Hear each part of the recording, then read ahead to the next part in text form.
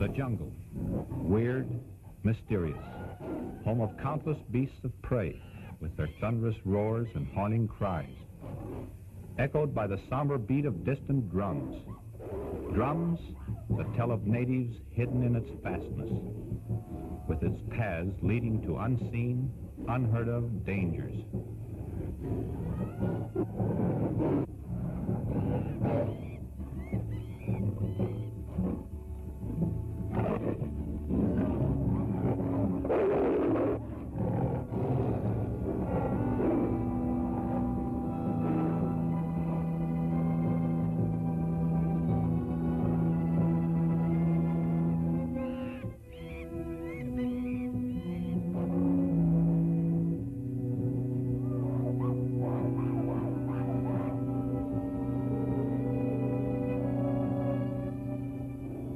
The jungle, through which countless and daring explorers have fought their way, seeking to verify the truth of the strange and fantastic stories that have veiled this land of mystery, some of them never to return. Victims of the savage tribes who call the jungle theirs, some to fall before the flashing fangs of jungle beasts, others like myself to escape, carrying with me vivid scars and memories that can never be erased.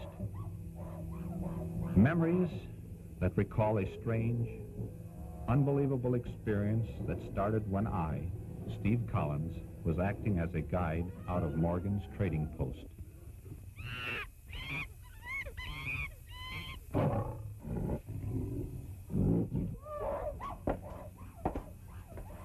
There you are, Stacy. There's what you ordered, Hunt. That ought to fix you up. It'll take more than that to fix me up. Don't tell me the jungle's getting you. Not the jungle. It's the everlasting noise that comes from it that gets on my nerves. I don't see how you stand it, Morgan. I've grown so used to jungle noise, I'd be lonesome without it now. You'll all get used to it. Yeah?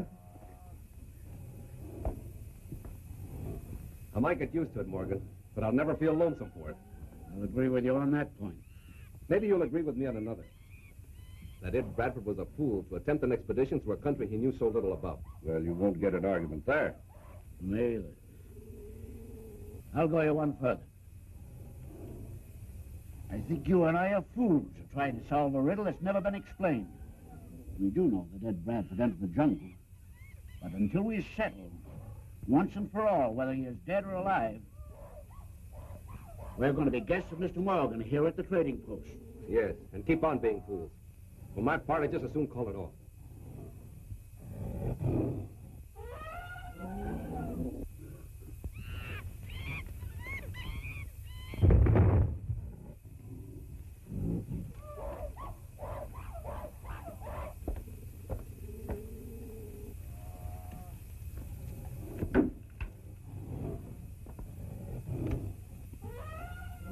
Stacy, Hunt, give me a hand quick.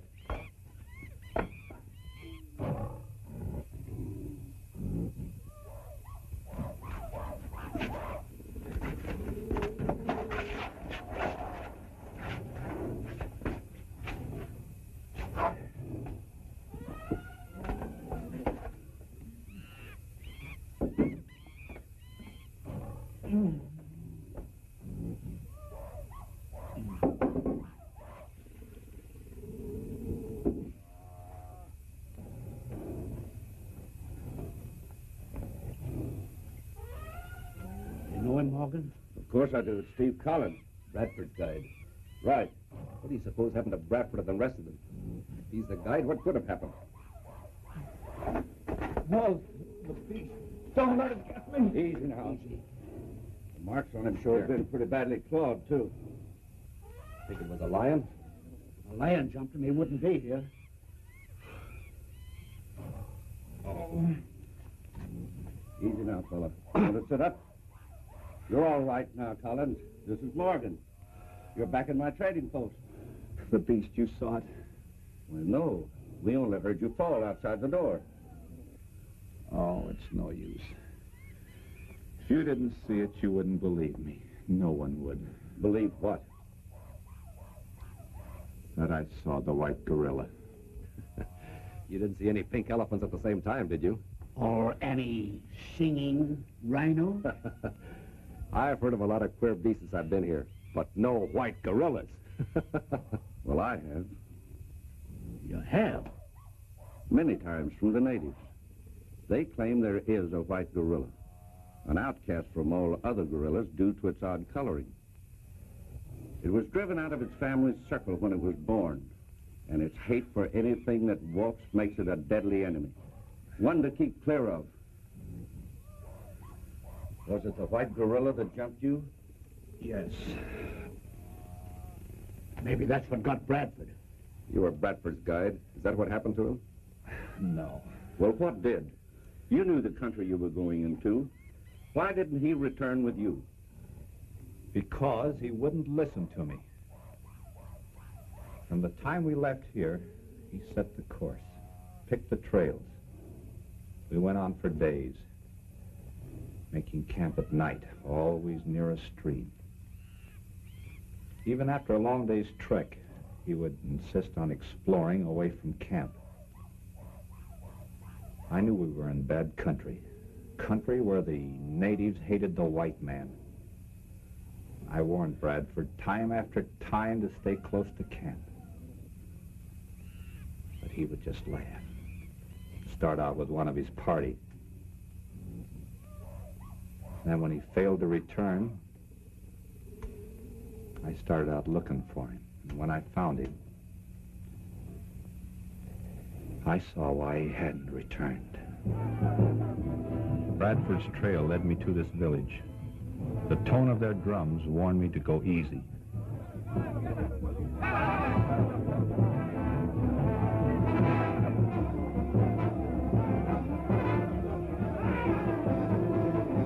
Hidden nearby, I discovered Bradford and Allison were prisoners of one of the most savage tribes in the jungle.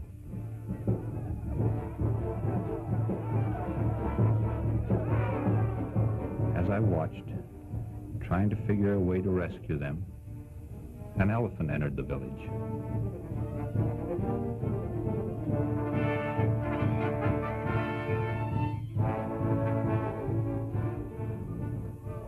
I could hardly believe my eyes when I saw a small white boy drop from the elephant's trunk. This mere slip of a child here in the jungle among the wild beasts and savage tribes. It was uncanny.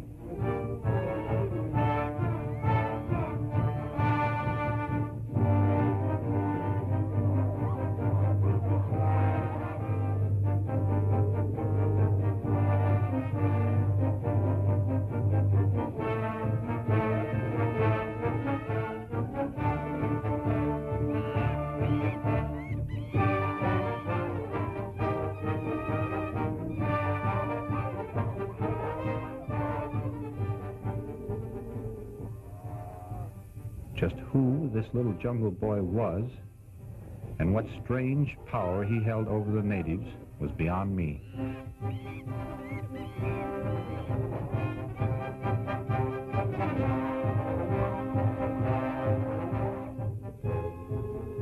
Bradford and Allison lost no time in getting away.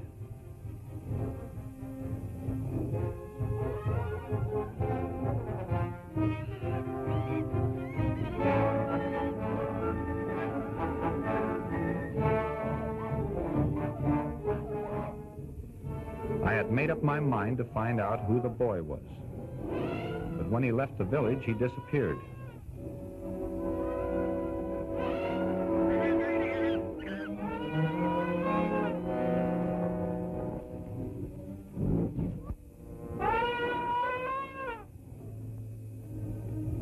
Losing track of Bradford and Allison, I climbed a tree, hoping to locate them.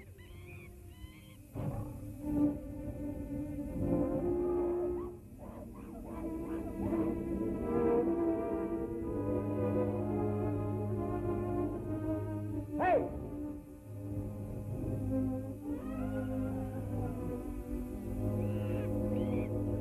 Bradford met up with one of the native boys from our camp.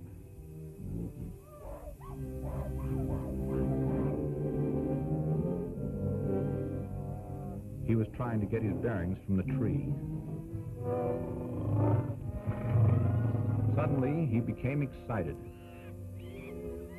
Then I noticed why. The Jungle Boy, clinging to his elephant's trunk, had entered the clearing.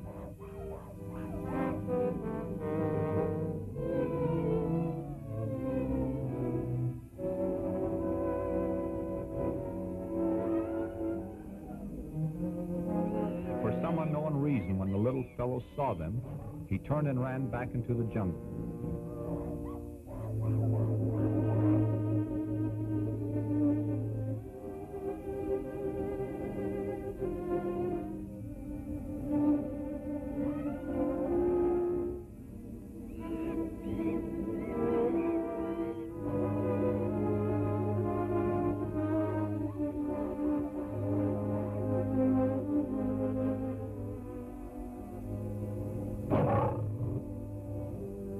Then the jungle menace confronted Bradford. Trapped by the lions and without firearms, he took the only means of escape.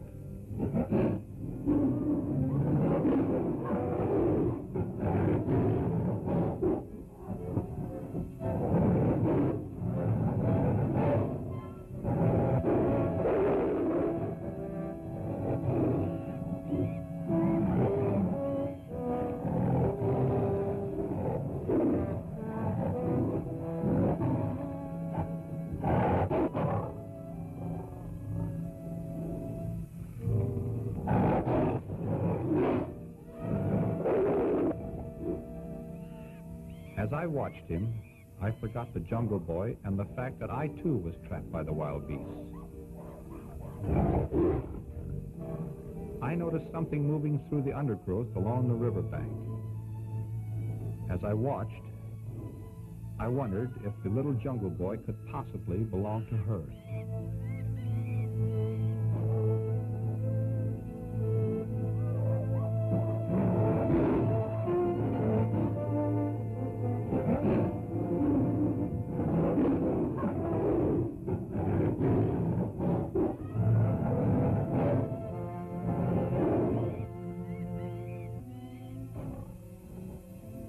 The hippo had seen the girl on the raft.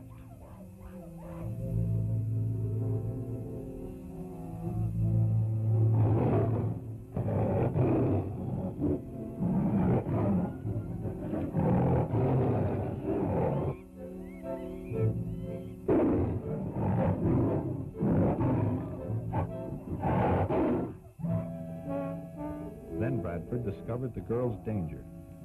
We watched the girl as the hippo swam after her. Unaware of her danger, she continued downstream.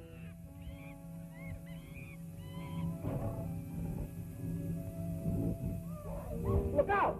Look out!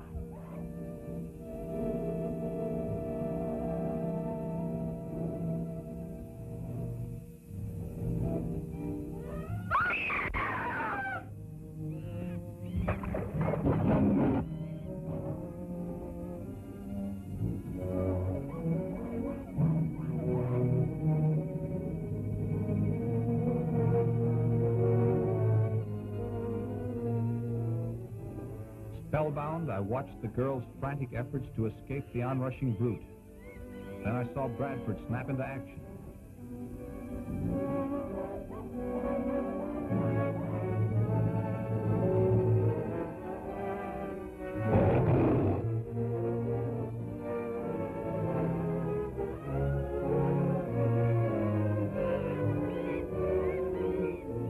As he climbed out on the tree limb, I held my breath, wondering if it would hold its weight or crash with him into the stream.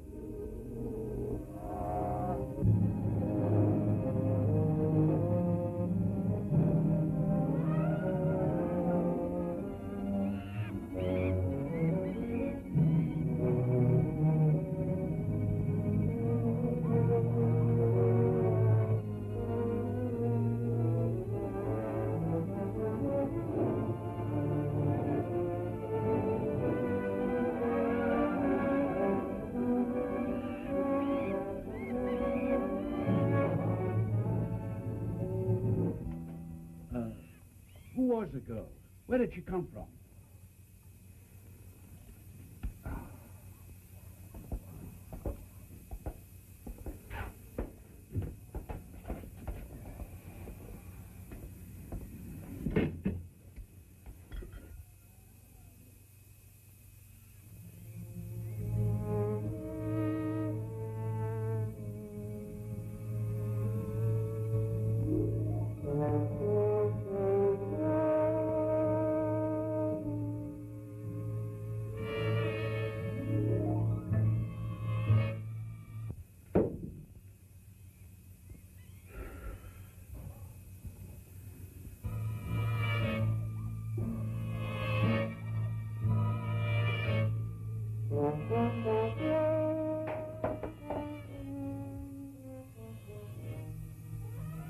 The gorilla. There it is.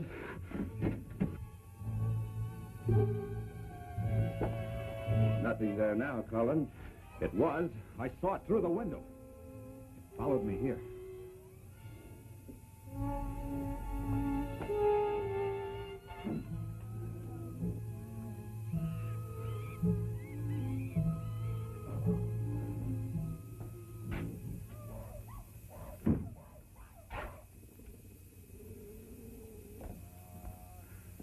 There's nothing outside, Steve. I tell you, Morgan, I saw it. All right, take it easy. Sure you did.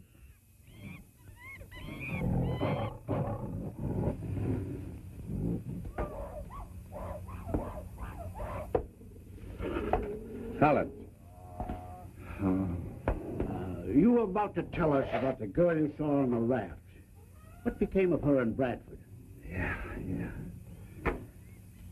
She was the daughter of an explorer.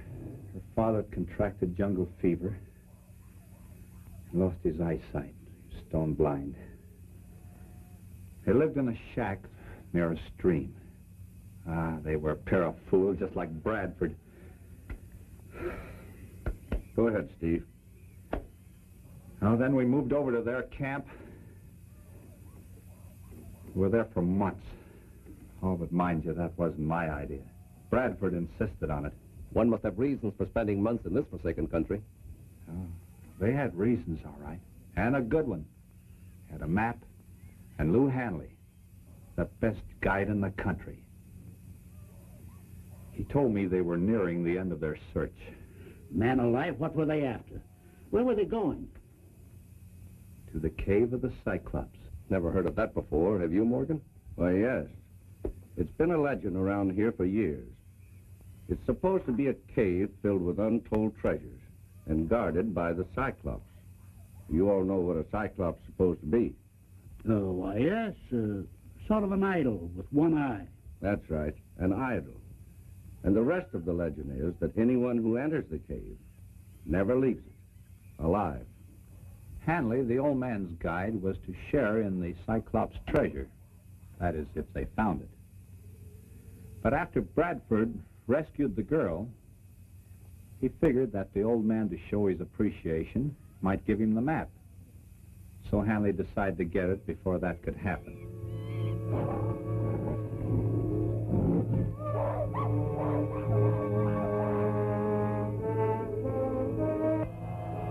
But Bradford, being suspicious of Hanley, was on the lookout.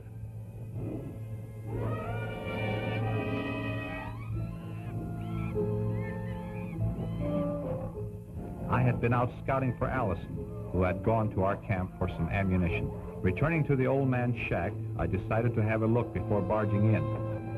It was lucky I did.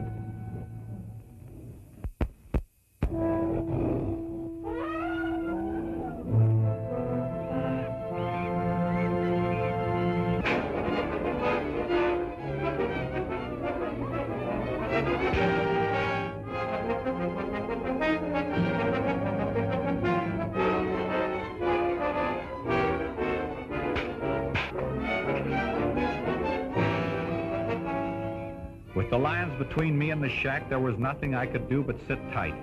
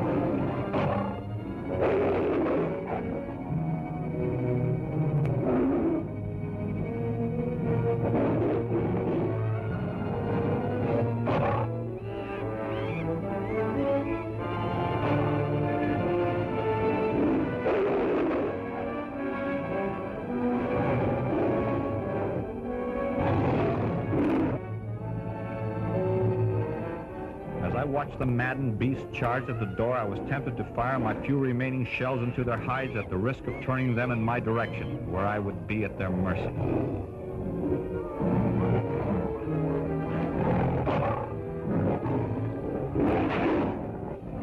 Then it happened. The door gave way and the lions crashed in.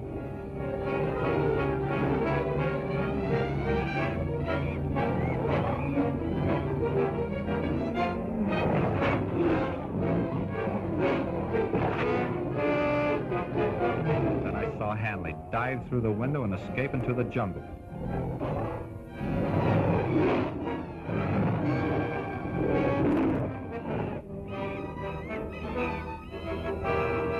Then it was over. Bradford had driven the beasts off. The excitement was too much for the old man, and he died soon afterwards. Hanley the guide disappeared. Bradford took the girl and started back for his own camp. And they left you? No. I followed them some distance behind, with Carter, one of the men from the old man's camp, on the lookout for Hanley. No one trusted him, and we didn't want to take any chances. What has all this to do with the white gorilla? Well, I was coming to that. It was while we were moving through the jungle. I was well to the rear, and Carter was some distance behind me.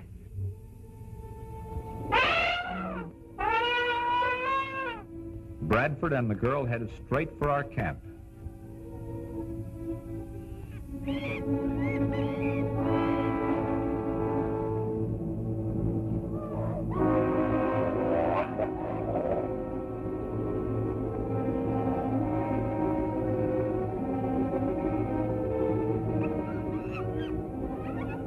As I followed after them, I wondered what had become of the strange little jungle boy. It didn't seem possible that this child, with his supernatural powers over the natives and the beasts of the jungle, could be a reality.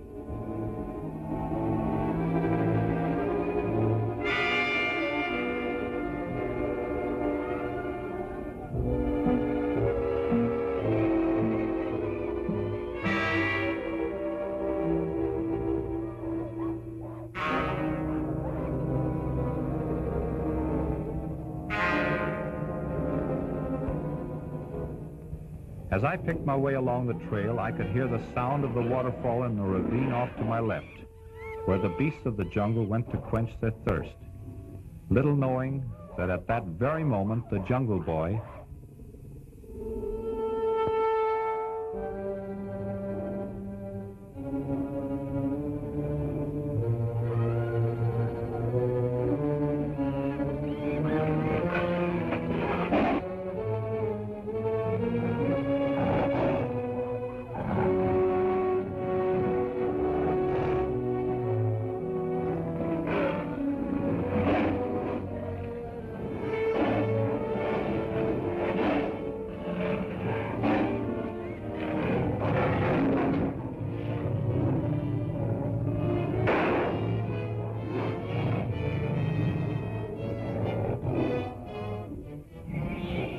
The chattering of the monkeys in the trees should have warned me of my own dangers.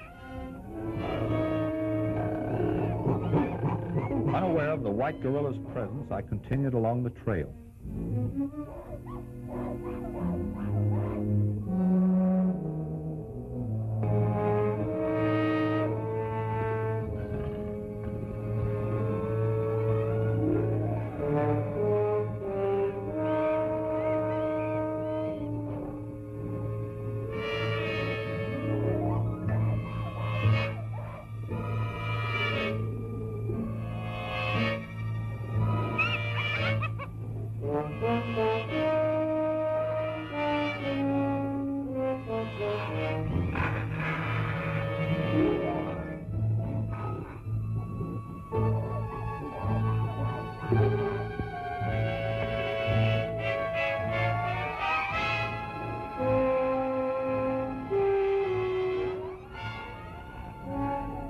The outcast, sworn enemy of man, had picked his victim, Carter.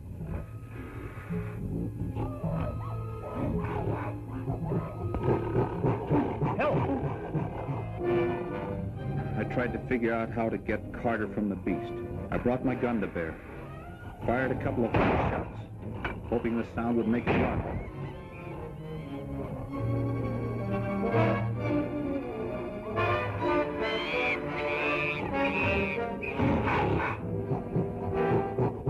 I tried to use a rifle as a club, but the beast with its big hands struck me down.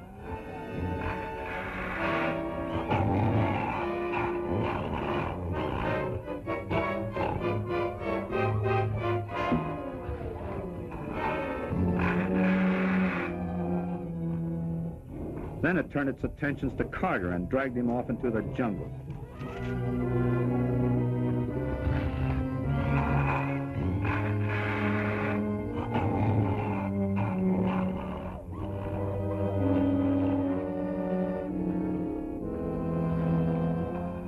I was stunned and hurt. I tried to trail the beast, hoping I could get close enough to land a lucky shot that would not endanger Carter.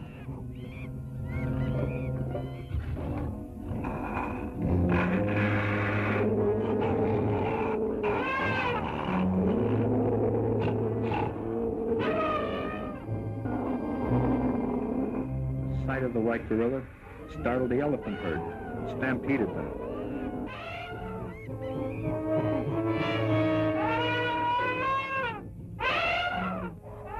Hanley, who had been following Bradford's trail, crossed the aroused brute's path.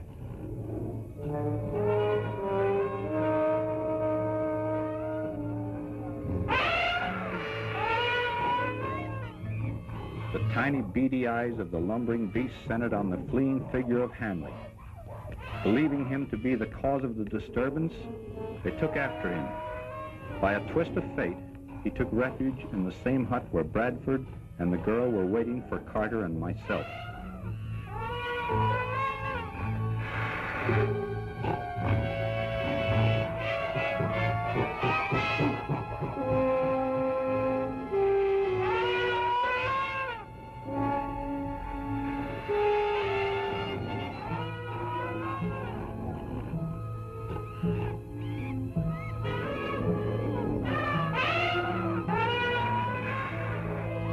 As I watched the maddened herd destroy the hut, I discovered the Jungle Boy and his elephant approaching.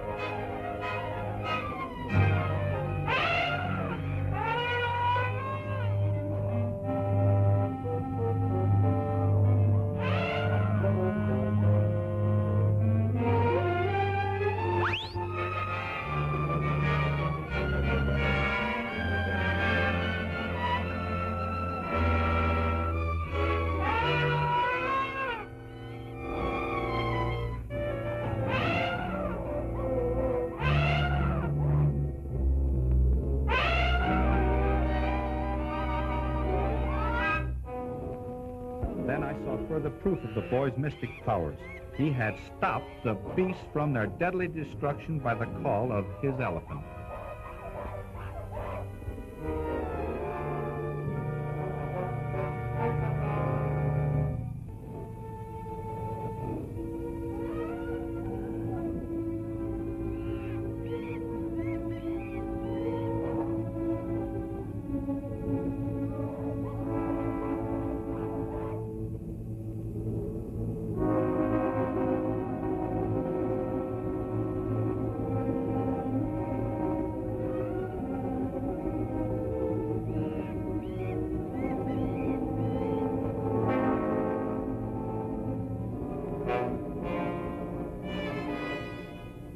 Fascinated by what I saw, I found myself glued to the spot. Again, that strange little boy and his elephant came to the rescue of Bradford.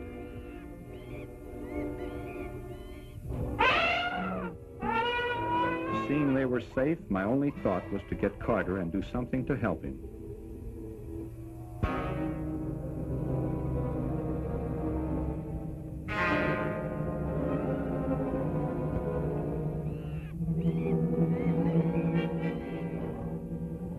Little did I know as I followed the trail of the white gorilla through the jungle, the nature of the huge monster that was to cross our path.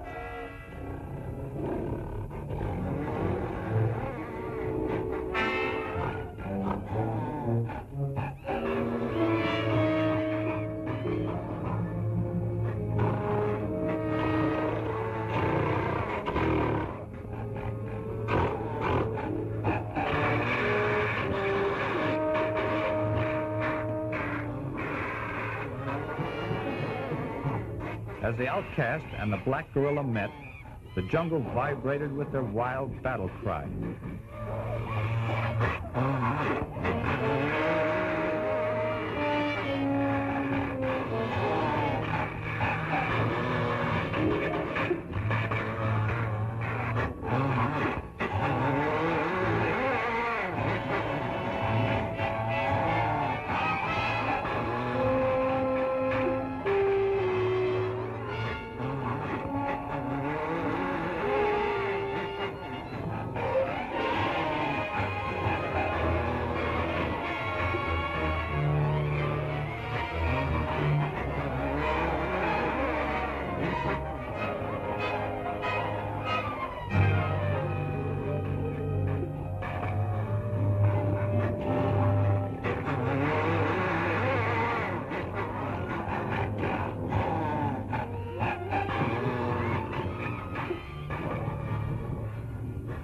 I found Carter where the white gorilla had dropped him.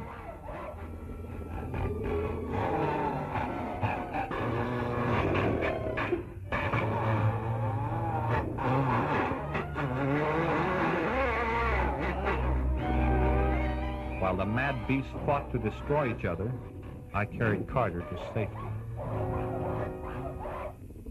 What became of Bradford and the girl? You said they were safe. Well, they... Well, I've never seen such solemn faces. What's happened? Oh, this is Mr. Collins, dear. Bradford's guide.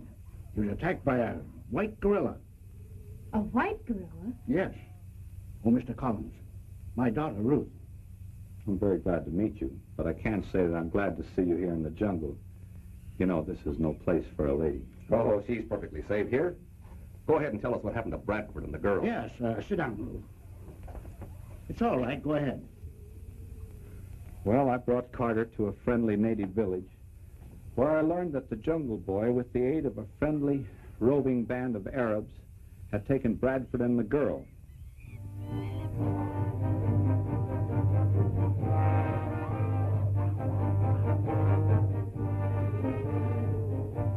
Hanley had followed them.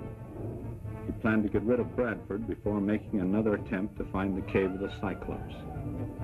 Hanley had a friend among the natives. He enlisted him on his side against the whites. A trail of blood from a freshly killed small boar was to be the bait for a trap, from which there could be no escape.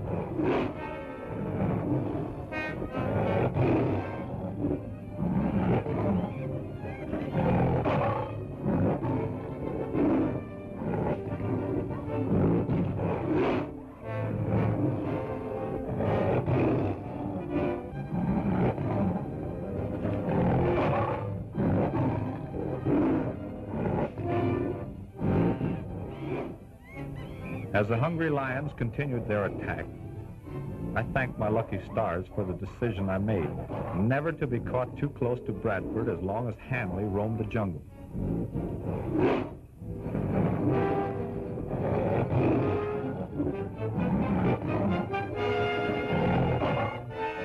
The one thing Hanley overlooked when he conceived his plan to kill Bradford and the girl was the little jungle boy.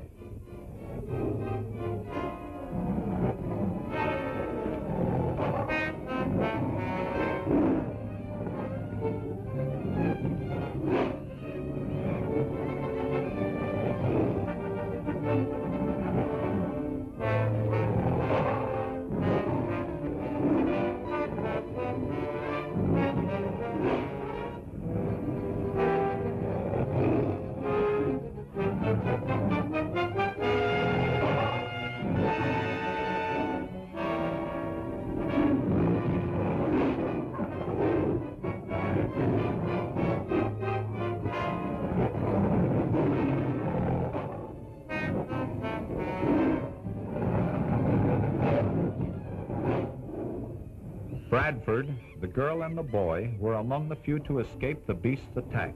I found Hanley's body just outside the village, a victim of his own plot.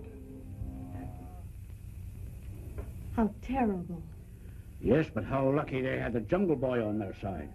Strange. A boy like that wandering around loose? I heard of him before. To the natives, he's taboo. That's right. I found out later why when I trailed a girl in Bradford to his camp. I discovered that the cave of the Cyclops was only a few miles from our camp. The woman was the mother of the little jungle boy. Her years in the jungle had taught her that the natives believed the insane harmless and possessed untold powers. One of feeble mind was safe from all harm. To the natives, taboo. To protect herself and the boy, she pretended to be just that, insane. Known as tiger men, the natives who inhabited the Cyclops cave worshipped the idols there. Discovering this, the woman secretly hollowed out one of them and taught the boy to lower and raise the idol's arms at her command. This display of her supposedly supernatural powers gave the woman control over the natives, so far as her own and the boy's safety was concerned. When the tiger men informed her that white people were in camp close by, she ordered them brought to the cave, secretly hoping through them to effect the escape of herself and the boy from the jungle.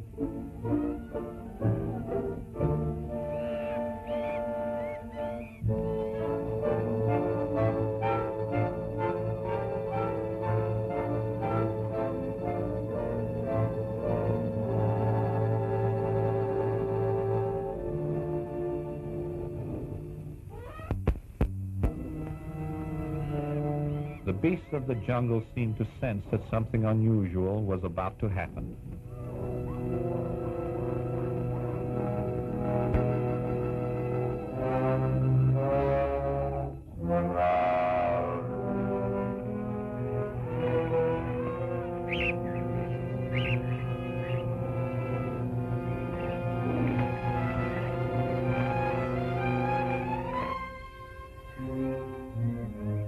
Tiger men surrounded Bradford's camp and proceeded to carry out the woman's orders.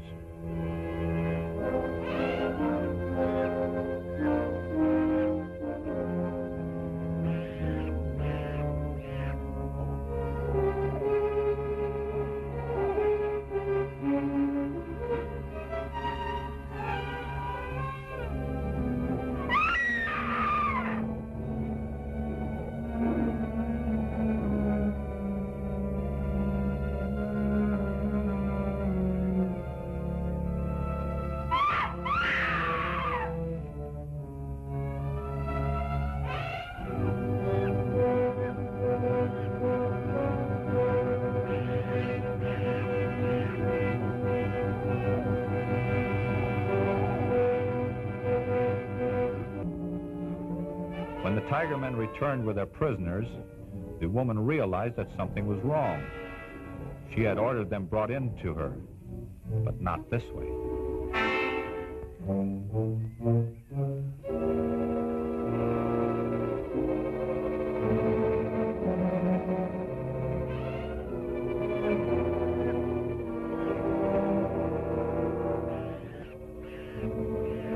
The tiger men had plans of their own. Plans to sacrifice the whites to starve, imprison, madden killers.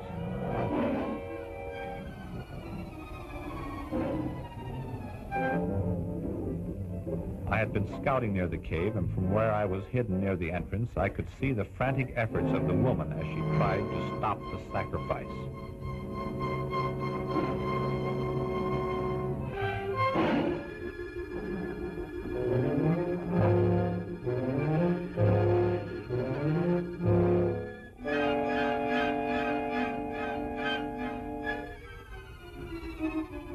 The little jungle boy entering the cave saw what was about to take place.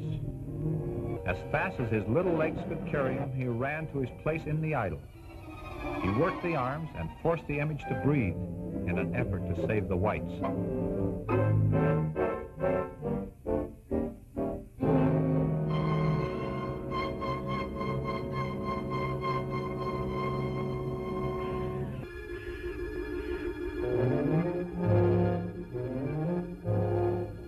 Alone, single-handed, I knew I could do nothing. I managed to get away without being seen, praying and hoping to find help, that they would still be alive.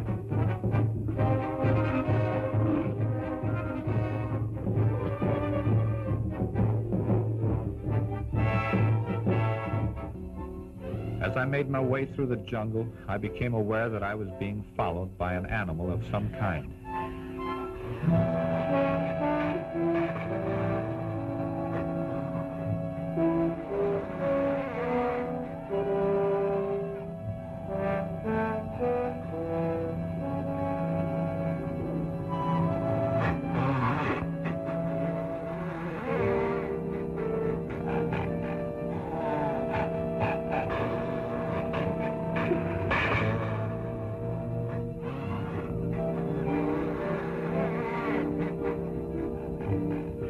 Then I saw the beast.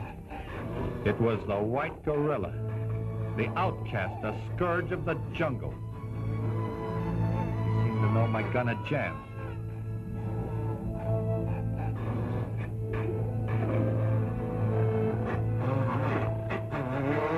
I backed away. He came at me, closer and closer.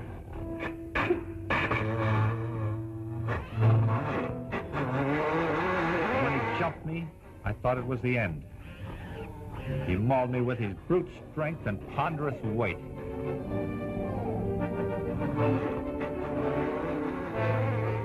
Suddenly, something caused him to stop.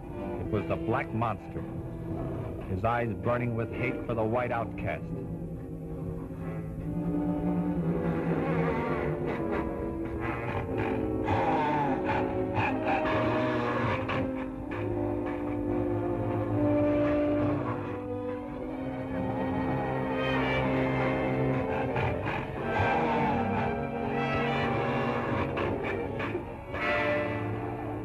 Again, the jungle vibrated as the two beasts met.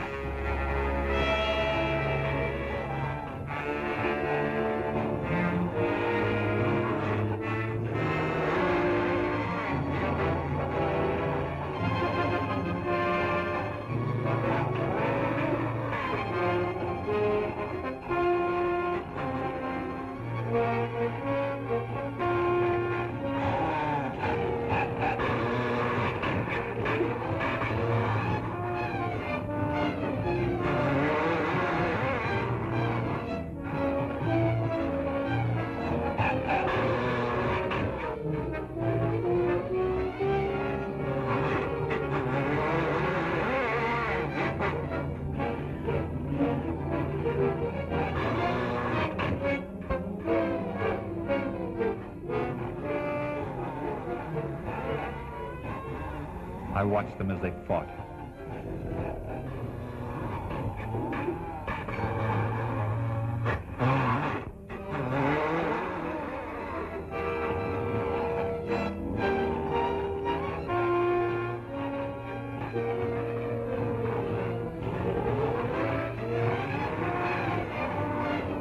With every bone in my body aching, I limped away.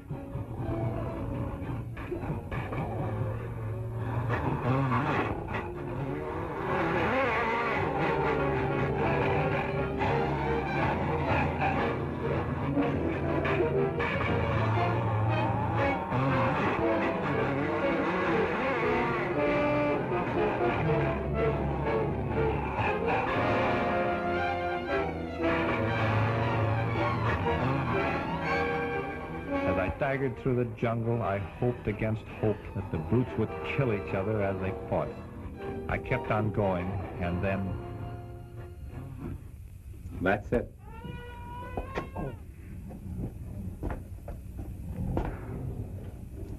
Well, you all know the rest.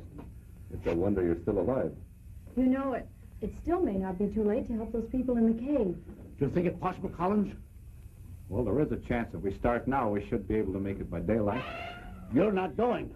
Ruth, stay here and look after them.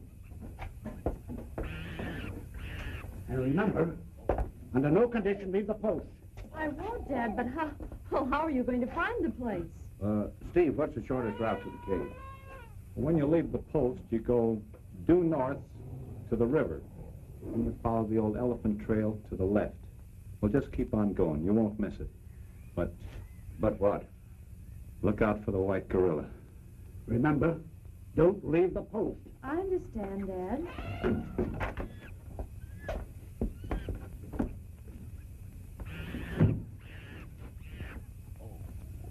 Well, I think you'd better sit down here and let me see if I can't clean up these scratches.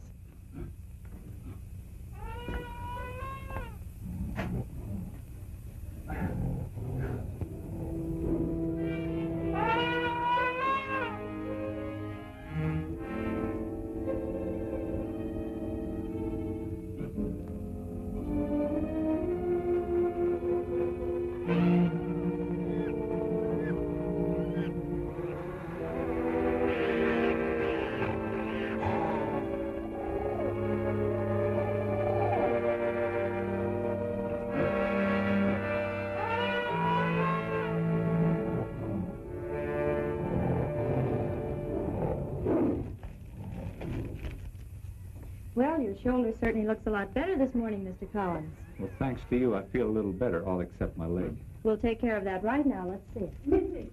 Missy! Missy! Missy! One little girl get lost in the jungle. She no come back. You stay here, Mr. Collins. You're in no condition to leave. I'll go. But your father told you not to leave the post. I won't go far. I'll just go to the edge of the post ground. But Miss Stacy...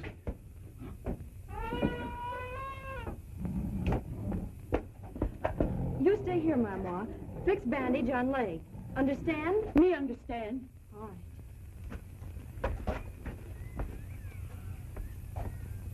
right.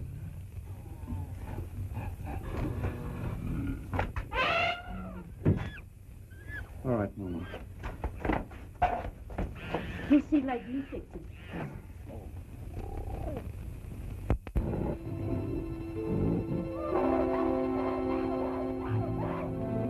Somehow I knew I was wrong when I allowed the girl to leave the post. The restlessness that prevailed through the jungle should have been a warning to her that danger was near.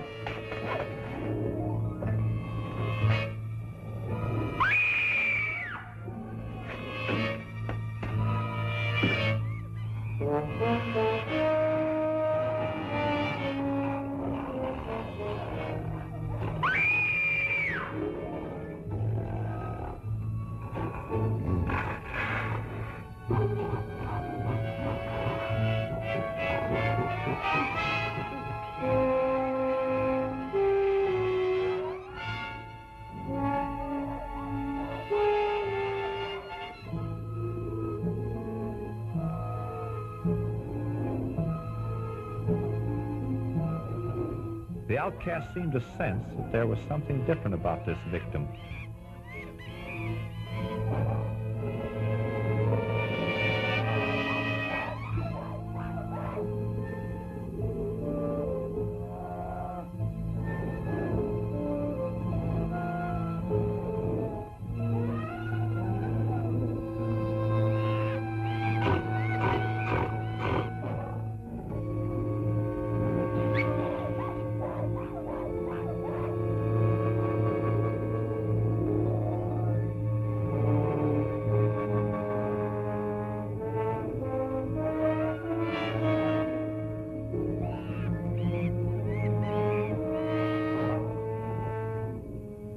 The stillness of the unconscious girl puzzled him.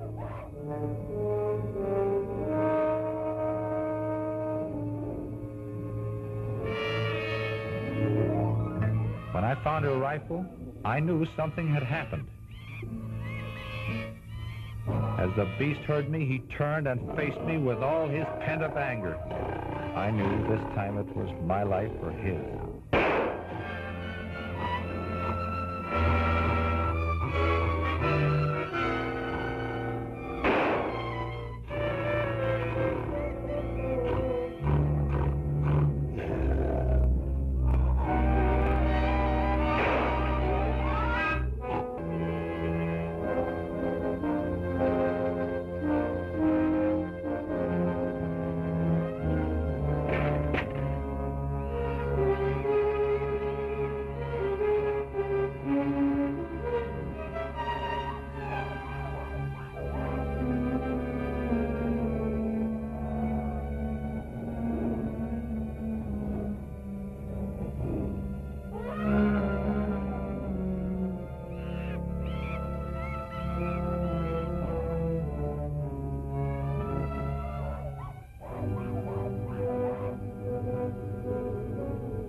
When I found she was unharmed, I couldn't understand.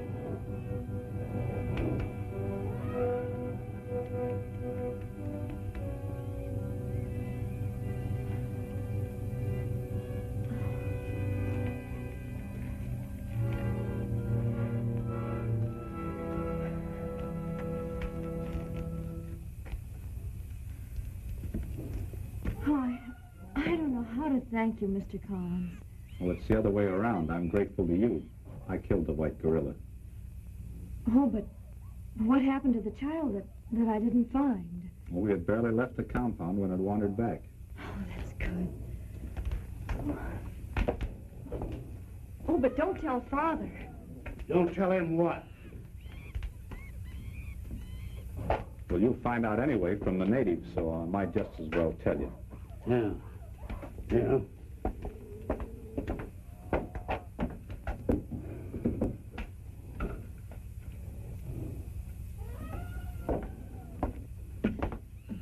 Tell me what?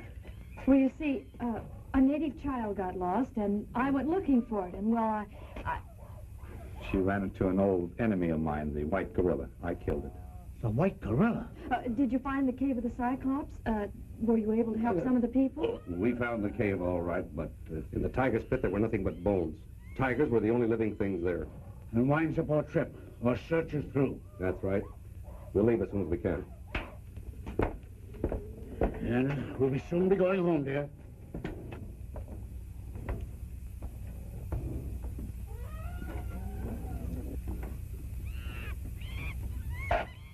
Well, Steve, it leaves just the two of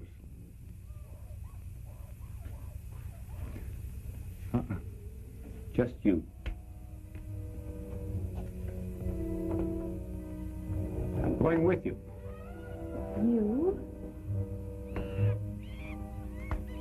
After all these years, you're going to leave the jungle? Yeah.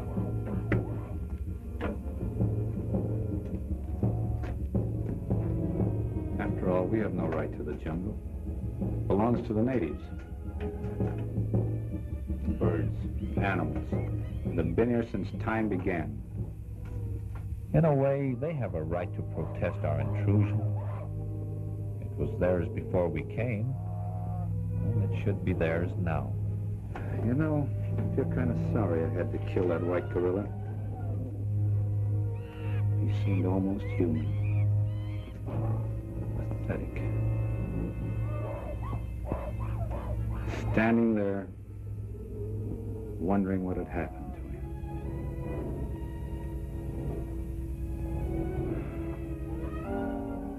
His death seemed to cast a spell of loneliness over the jungle. The wild cries and mad roars of the beast have suddenly quieted. A silent tribute to his passing.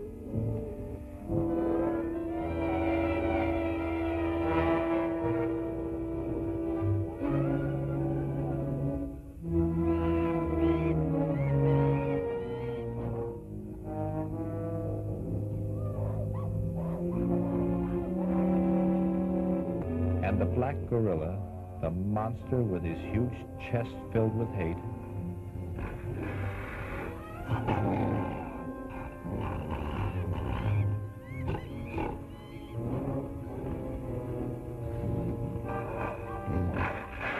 I can almost see him as he discovers the white outcast lying there as though sleeping.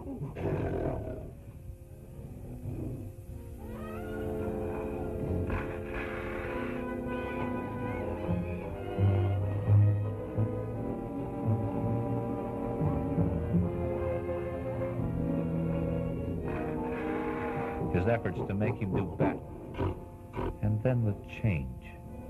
His bewilderment as he looks at the motionless figure. The sort of human emotion that comes over him. Then the slow realization. The outcast is dead. Then the animal instinct returns. The instinct to cover up and hide the remains of a fallen one from the scavengers of the jungle.